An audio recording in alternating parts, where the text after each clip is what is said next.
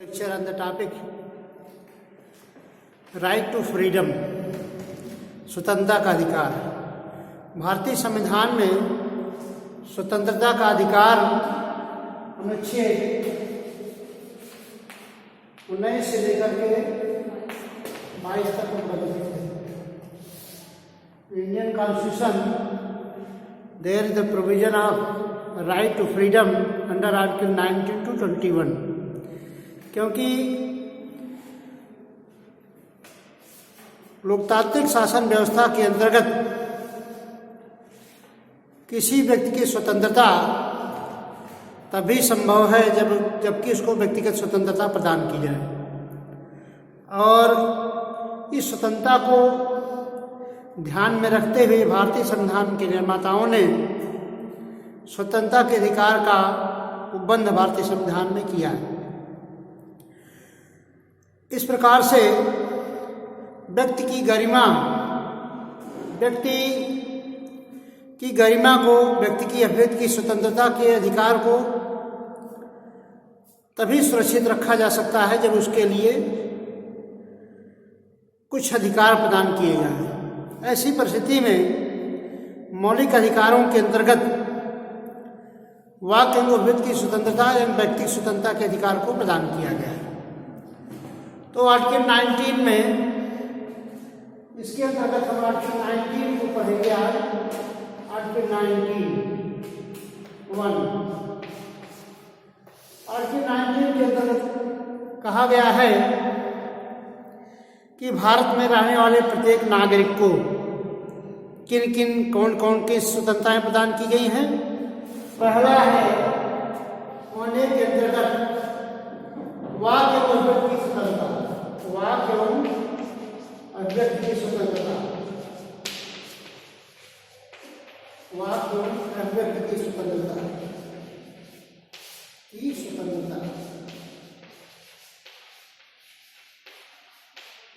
Freedom of speech and expression, freedom of speech and expression, speech and expression.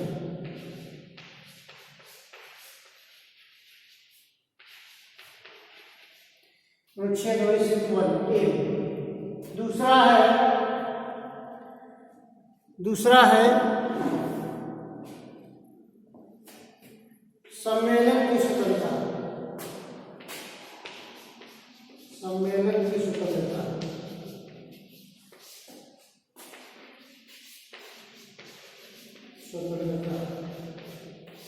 तीसरा है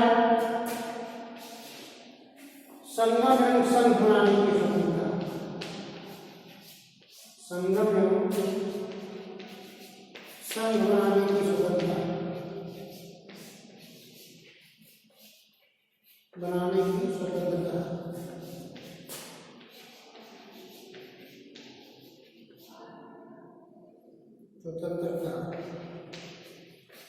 to form an association, to form an association.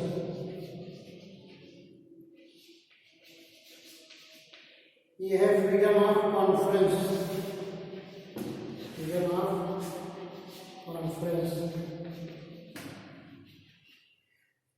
चौथी स्वतंत्रता है A, B, C, D, और इसके बाद भारत के राज्य क्षेत्र में आवाज एवं संचरण की स्वतंत्रता, आवाज संचरण की स्वतंत्रता।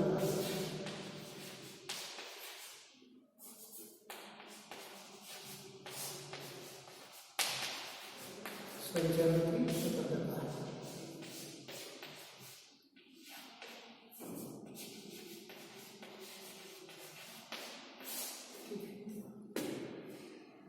और अगला है आवाज संचरण की स्वतंत्रता। India and abroad, a person है, ए सिटीजन है right to move freely abroad, India and abroad.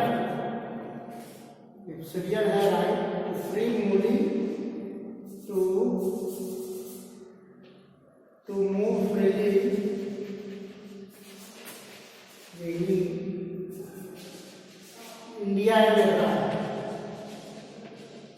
Bharat के राज्य क्षेत्र में आवास संचरण की स्वतंत्रता। ठीक है। और अगला है वृत्त उपजीविका व्यापार के आधार पर वृत्त उपजीविका व्यापार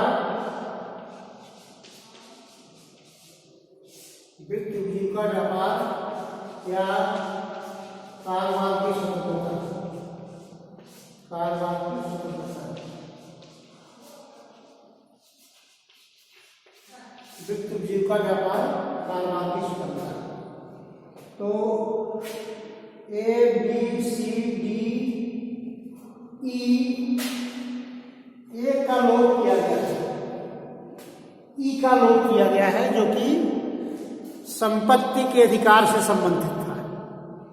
उसको 44वें संविधान संशोधन द्वारा उसका ओमिट कर दिया गया, लोप कर दिया गया और उसको जो है ले जाकर 300 का में जो है जो आपका एक अधिकार था, मौलिक अधिकार था, जब मौलिक अधिकार का लोप किया गया, किस मौलिक अधिकार का? संपत्ति के मौलिक अधिकार का लोप किया गया 44वें संविधान संशोधन द्वारा। तो वहां एक खंड था संपत्ति की स्वतंत्रता, उसका भी लोप कर दिया गया। ठीक है। और इसके बाद व्यापार या कारोबार की स्वतंत्रता, freedom of trade, commerce, business, freedom of trade, commerce and business intercourse, वृत्त उपजीविका व्यापार या कारोबार की स्वतंत्रता। तो इस प्रकार से 6 स्वतंत्रताएं भारत के नागरिकों को उपलब्ध है।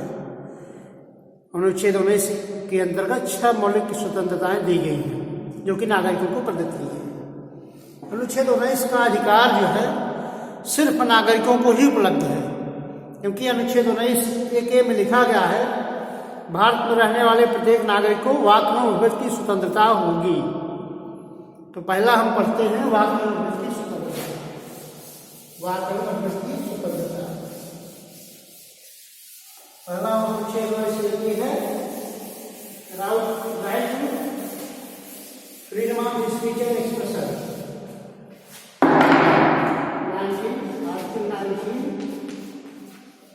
Article 19 freedom of speech and expression. Freedom of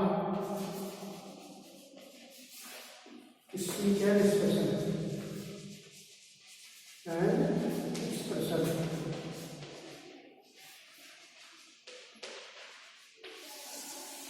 Article 19 derives that every citizen has right to freedom of speech and expression.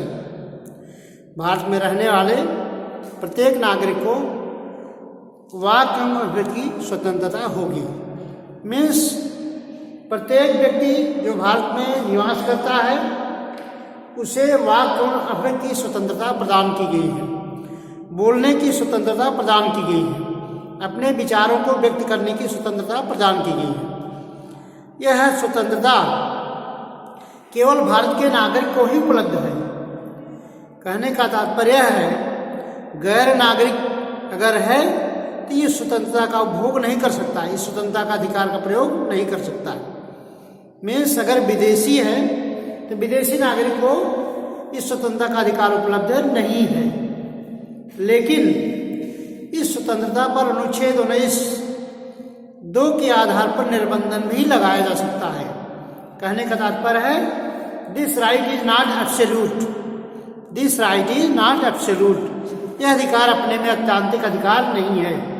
Means restriction some restriction can be imposed on the basis of under article 19 sub class 2। अनुच्छेद 19(2) में कुछ ऐसे मामले दिए गए हैं, कुछ ऐसे पॉइंट्स दिए गए हैं जिसके आधार पर इन अधिकारों को निर्बंधित किया जा सकता है।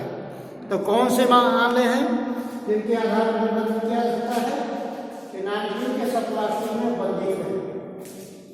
19 के सब क्लास 2 में दिया गया है कि अगर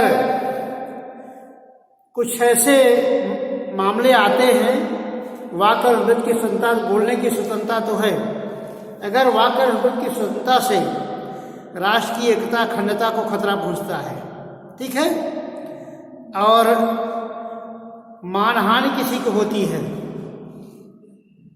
राष्ट्र की किसी व्यक्ति जो है ऐसी अपराध उद्दीपन, अपराध बढ़ जाता है, ठीक है, ऐसी परिस्थिति में जो है रिस्ट्रिक्शन लगाया जा सकता है। तो 8 आधार दिए गए हैं, इसके आधार पर जो है अनुच्छेद 19(2) के अंतर्गत निर्बंधन लगाया जा सकता है। तो वाक एवं अभिव्यक्ति की स्वतंत्रता क्या है? What do you mean by the freedom of speech and expression? इसके अंतर्गत जो है विचारों की अभिव्यक्ति भी आती है। वाक एवं अभिव्यक्ति किस प्रकार से हो सकता है? जैसे किसी चीज को जो है मुद्रण द्वारा, प्रिंटिंग के द्वारा, या किसी रेखांकन के द्वारा, या कार्टून के माध्यम से, या संकेतों के माध्यम से, कुछ ऐसे माध्यम हैं जिनके माध्यम से वाक एवं अभिव्यक्ति की स्वतंत्रता आती है। जैसे न्यूज़पेपर्स में जो प्रिंट मीडिया है, न्यूज़पेपर्स में जो विज्ञापन छपते हैं वो भी वाक और अभिव्यक्ति की स्वतंत्रता के एक माध्यम है। या न्यूज़पेपर्स जो छपते हैं, जो प्रिंट मीडिया है, जो मैगजीन्स छापती हैं, जो समाचार पत्र का प्रकाशन करते हैं, वही वाक और अभिव्यक्ति की स्वतंत्रता के अंतर्गत आता है। कहने का तात्पर्य है प्रेस की स्वतंत्रता भी, प्रेस भी वाक और अभिव्यक्ति की स्वतंत्रता के अंतर्गत आते हैं। हम किसी भी माध्यम से अपने भी विचारों को, चाहे चित्रण द्वारा, भावलेखन द्वारा, विज्ञापन द्वारा, कार्टून द्वारा, जिस माध्यम से हम अपने भावना को व्यक्त कर सकते हैं, वह वाक और अभिव्यक्ति की स्वतंत्रता के अंतर्गत आएगा। जैसे कार्टून बनाया जाता है, जागरूक किया जाता है, इससे जागो ग्राहक जागो। कुछ ऐसा कार्टून बनाया गया है जिसके माध्यम से लोगों को जागरूक किया गया है कि आप किसी सामान को खरीदें तो उसको जांच परख करके खरीदें। या सरकार को कुछ ऐसा विज्ञापन छापा गया है जिसमें सरकार को सचेत किया गया है कि जो है इस तरह का कार्टून, इस तरह के ऐसे मामले हैं जिससे किसी बात का अभिव्यक्त जो है साबित होता है, किसी भावना को व्यक्त किया गया है उसमें कार्टून के माध्यम से, तो अभी वाक और अभिव्यक्ति की स्वतंत्रता के अंतर्गत आएगा। और इस तरह से वाक और अभिव्यक्ति की स्वतंत्रता आपको अनुच्छेद 19(a) में सम्मिलित किया गया है। सर्वप्रथम Romesh Thapar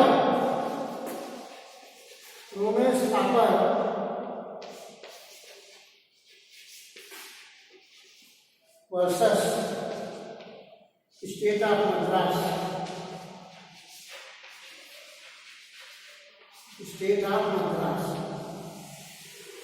Romesh Thapar versus state of Madras. इस वाद में उच्चतम न्यायालय ने अभिव्यक्त किया, उच्चतम न्यायालय ने अपना मत व्यक्त किया कि जो है प्रेस की स्वतंत्रता भी वाक और अभिव्यक्ति की स्वतंत्रता के अंतर्गत आती है। मीन्स प्रिंट मीडिया या इलेक्ट्रॉनिक मीडिया में जो बातें प्रकाशित की जाती हैं, समाचार पत्र भी एक अभिव्यक्ति का माध्यम है। समाचार पत्र से विचारों की भावनाओं को व्यक्त करने का एक माध्यम है। अगर सरकार की किसी नीति का हम विरोध करना चाहते हैं तो समाचार पत्र के माध्यम से अपनी बात को लिख सकते हैं, या अपना हम सुझाव सरकार को दे सकते हैं कि ये जो है राष्ट्र के लिए नुकसानदेह है, ये जो है जनता के लिए नुकसानदेह है, जनता के हित के लिए अच्छा नहीं होगा।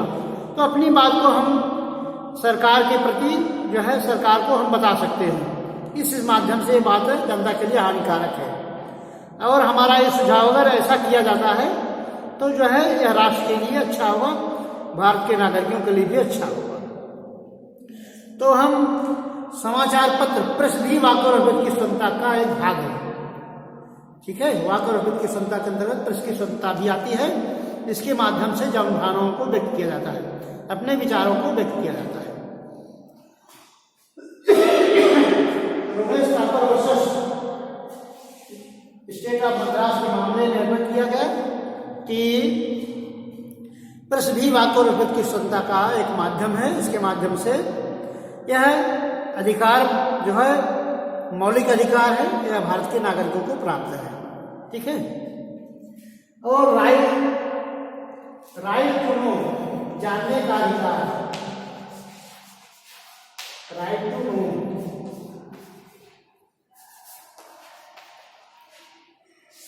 जानने का अधिकार भी वाक और अभिव्यक्ति का एक माध्यम है। जानने का अधिकार मीन्स किसी के विषय में जानने का अधिकार, यह भी वाक और अभिव्यक्ति की स्वतंत्रता का माध्यम है। जैसे मतदाताओं को अपने प्रतिनिधियों को जानने के बारे में अधिकार, यह भी एक मौलिक अधिकार है। जैसे निर्वाचन क्षेत्र में जो हमारे प्रत्याशी खड़े होते हैं, उनके वृत्ति के बारे में, उनके आचरण के बारे में, उनकी शिक्षा दीक्षा के बारे में, उनके क्रिमिनल रिकॉर्ड के बारे में, ठीक, उनकी परिसंपत्ति के बारे में मतदाता को जानने का अधिकार है। ठीक। तो जानने, right to know will also come within the meaning of article 19(1)(a). यह भी वाक और अभिव्यक्ति की स्वतंत्रता के अंतर्गत आता है। ठीक है। तो राइट टू नो, इसी को मद्देनजर रखते हुए, इसी को ध्यान में रखते हुए भारतीय संसद ने राइट टू इंफॉर्मेशन एक्ट, सूचना का अधिकार अधिनियम पारित किया है। Right to information act, right to information act,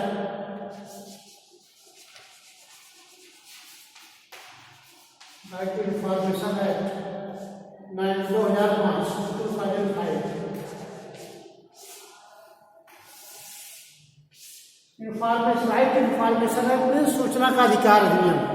तो सूचना का अधिकार अधिनियम पहले 2002 में भारतीय सूचना स्वतंत्रता अधिनियम पारित किया गया था, लेकिन इसके स्थान पर सरकार ने दूसरा अधिनियम पारित किया गया, राइट टू इंफॉर्मेशन एक्ट, भारतीय सूचना का अधिकार अधिनियम। सूचना का अधिकार अधिनियम इसलिए आया कि नागरिक या जनता जो सरकार के प्राधिकारी होते हैं, जो शासकीय अधिकारी हैं, इनके बारे में जाने, या कौन ऐसे प्राधिकारी कौन सा काम कर रहे हैं, किस योजना में क्या खर्च हो रहा है, ठीक, तो इसके बारे में जाने, कितना खर्च हो रहा है, कितना काम हुआ, कितना आय हुआ, कितना व्यय हुआ, ये सब जानने का अधिकार जो है भारत के नागरिक को है।